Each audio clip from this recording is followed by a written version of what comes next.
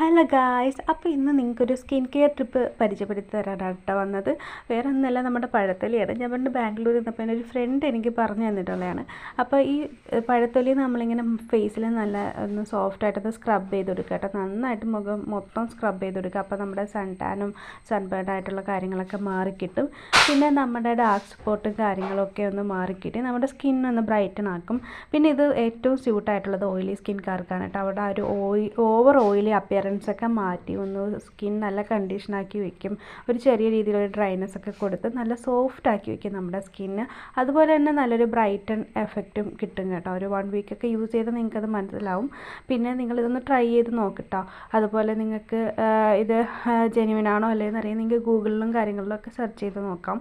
അതുപോലെ തന്നെ നിങ്ങൾ എന്തായാലും ഉറപ്പായിട്ടൊന്ന് ട്രൈ ചെയ്ത് നോക്കുക. അപ്പോൾ നിങ്ങൾക്ക് ഓക്കെ ആയെങ്കിൽ ഒന്ന് കമൻറ്റ് ചെയ്യട്ടോ. അപ്പോൾ ബാക്കിയുള്ളവർക്ക് കൂടി ഒന്ന് യൂസ്ഫുൾ ആകട്ടെ.